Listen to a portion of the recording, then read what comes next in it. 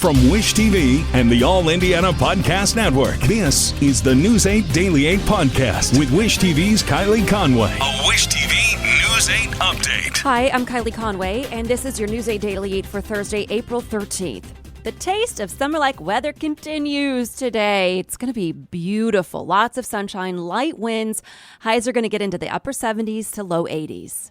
I'm recording this podcast at 8:04 this Thursday morning right now. As of this moment, what we know about an evacuation order at a Boone County school is that the sheriff's department is saying that there was something beeping in a trash can outside Boone Meadow Elementary this morning, and now authorities are urging everyone to avoid New Hope Boulevard and Main Street because of all of the police activity. We have a crew, Wish TV does, headed to the scene right now. If there are any updates, be sure to go to wishtv.com as we get them. Tune into Daybreak for those live reports. We're going to have a live picture on Daybreak as soon as we can. And again, wishtv.com for constant updates on the evacuation at the Zionsville Community Schools, Boone Meadow Elementary. And more breaking news we'd been following in the overnight hours out of Noble County. This is in northeast Indiana. A standoff that lasted nearly 12 hours into this morning is over. Our newsroom confirmed and around the 7 o'clock hour with state police that they do have the man at the center of it in custody.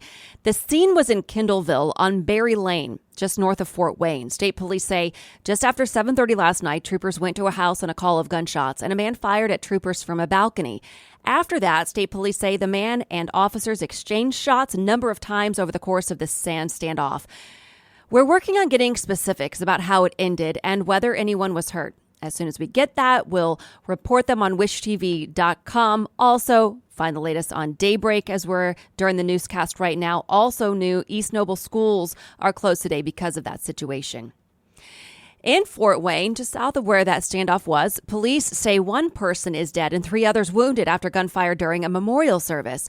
This happened just before 6:45 last night at McCormick Park on the east side of Fort Wayne. The service was for a man who was shot to death Tuesday. Police say the gunfire at the park killed one man and left 2 men and a woman injured. No word yet who fired the shots. Investigators are asking for help solving the case. Wayne and Randolph counties are under air quality action days today as the industrial fire burns on. Classes are also canceled again for Richmond community schools. Now Richmond leaders are pinning blame for the fire on the building's owner. The fire is now under control. The situation, though, far from over. The burning of plastic materials is causing the fire to produce harmful substances at last check. The evacuation area remains within a half-mile radius of the My Way Trading Building. The business recycles industrial plastic and has been cited by the Unsafe Building Commission for violations. Richmond Mayor David Snow says the city bought part of the property in an effort to keep the owner accountable for cleaning up clutter at the site. The EPA is now there monitoring the air around the clock, 24 hours a day. The agency says it has found what are called particulates, or particles like dust, dirt, smoke, and soot in the air. It's also testing for carbon monoxide, volatile organic compounds, chlorine, and other hazardous substances that can be released when plastic's burning. What you hear soon is that, so far, they're not finding a lot of those harmful chemicals. But still, those living outside of the evacuation zone are urged to continue sheltering in place. Contaminants we've been monitoring for include particulate matter in different sizes, as well as some specific toxic compounds. Fortunately, the toxic compounds that we're looking for we're not seeing, but everyone needs to keep in mind that smoke is harmful, and we are seeing smoke in our particulate meters. We are stressing to the public to honor the evacuation zone. It's for your safety that the evacuation zone is there. And if you can see the smoke, you're in the smoke, get out of the smoke. The EPA has started sampling the air and water quality at different locations in the community. The agency is working with residents by escorting those who need to get back into their homes for medical needs. Those needing assistance have been asked to call the Wayne County Emergency Management Helpline. That number is 765-973-9300. The sighting of a dog missing for more than 3 years is renewing the search efforts for him. Milo has been missing since December of 2019 when he ran off after a car crash near Cloverdale. The crash injured Air Force veteran Derek Monet and killed his wife, Jenna. Monet and volunteers have been searching for Milo ever since. Volunteers say they spotted him within the last week. The president of Angel's Journey Home says the sighting is unlikely, but not impossible. It is a miracle. I mean, the first thing I told her was, I never want to be negative. I want to be glass half full. And I've seen where dogs being reunited after 5 years, believe it or not. So I tell everybody out there watching this news story, don't give up. Angel's Journey Home is asking for donations to fund the search. We've made it easy for you to contribute. Just go to wishtv.com and look for this story in the As Seen on Wish TV section. Inside, you'll find a link to donate. More police patrols and Secret Service will be in downtown Indianapolis this weekend as the city hosts the National Rifle Association convention.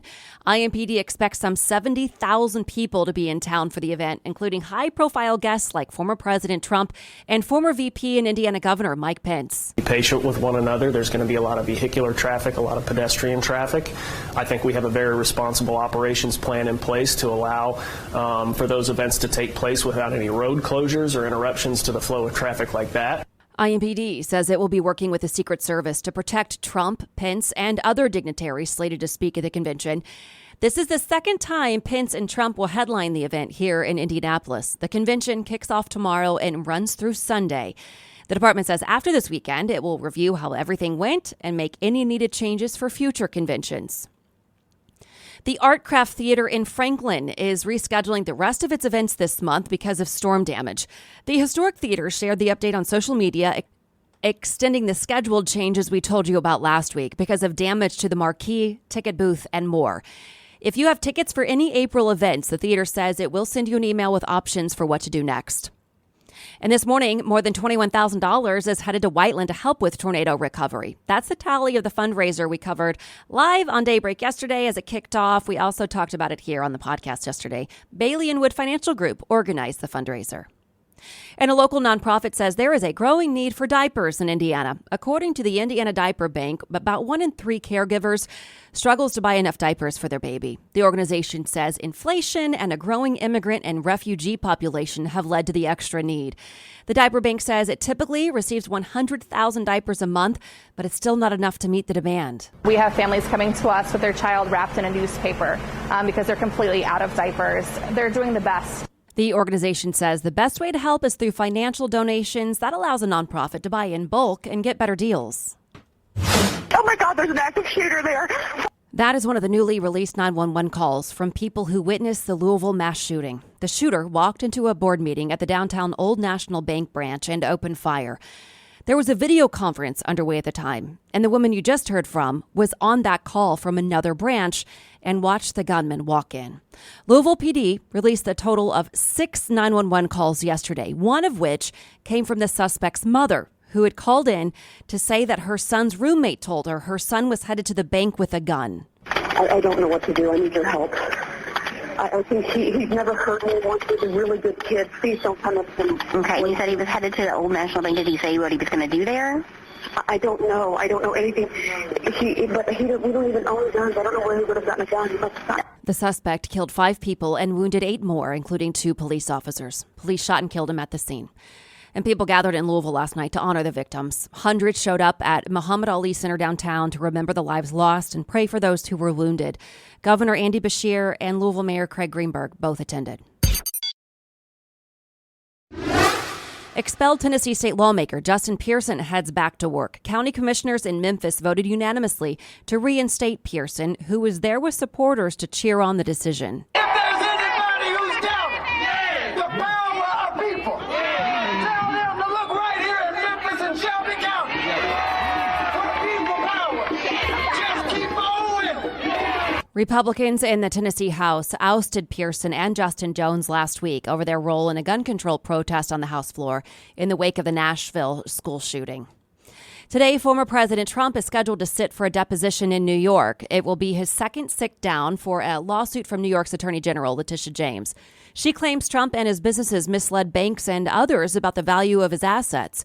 Trump's attorneys say the case is politically motivated. A trial for the lawsuit is scheduled for October. And Trump is suing his former attorney. In a new filing, Trump accuses Michael Cohen of harming Trump's reputation and spreading false information while speaking publicly about the hush money payments at the center of the criminal case against Trump. Cohen's spokesperson calls a lawsuit harassment and intimidation. And today, the trial begins in Dominion Voting Systems case against Fox News. And a judge says he'll appoint a special master to investigate whether Fox withheld evidence in the case. Judge Eric Davis pointed to Fox's assertions that Rupert Murdoch was only an officer at Fox's parent company and didn't have a role in Fox News. He says that distinction suggests that communications from Murdoch may not have been turned over, potentially blocking Dominion from key evidence. The special master will look into possible sanctions against Fox. Fox has denied any wrongdoing in the case. A common abortion drug will stay on the market for now with some limitations. A federal appeals court preserved the temporary use of mifepristone yesterday. However, it will now only be dispensed up to 7 weeks of pregnancy. It was previously 10 weeks. A lower court in Texas blocked the FDA's approval of the drug last week. The Justice Department quickly appealed the ban. This new order means mifepristone will stay on the market while that appeal plays out. U.S. Senator Dianne Feinstein is asking for a temporary replacement on the Judiciary Committee. She made the announcement yesterday. Feinstein has already been absent from Congress for more than 2 months due to a case of shingles. She's faced calls from several Democrats to resign because of her extended absence. No word yet when she may return to her seat. E-cigarette maker Juul Labs is set to pay $462 million in its largest settlement so far for its role in the youth vaping surge.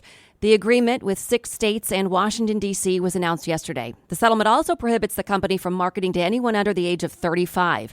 It's the latest in a string of settlements related to the way Juul marketed addictive nicotine products.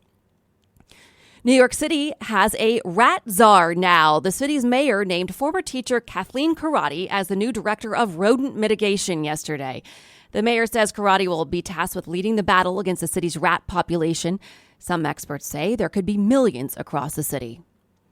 And to business headlines, more on the inflation drop after yesterday's consumer price index came out. We talked about the CPI yesterday. It is now the 9th consecutive month inflation has dropped. Grocery prices dropped last month, but rent contributed to the most monthly gain. The Federal Reserve may be able to wrap up its interest rate hiking campaign as inflation cools. Restaurant prices outpaced grocery prices over the past year. March food prices rose 8.5% over the last 12 months, fueled by the jump in the cost of eating away from home. Anheuser-Busch has seen its value nosedive nearly $5 billion since Bud Light's polarizing partnership with transgender activist Dylan Mulvaney. The beer maker's stock shed more than 1.5% on Wednesday alone.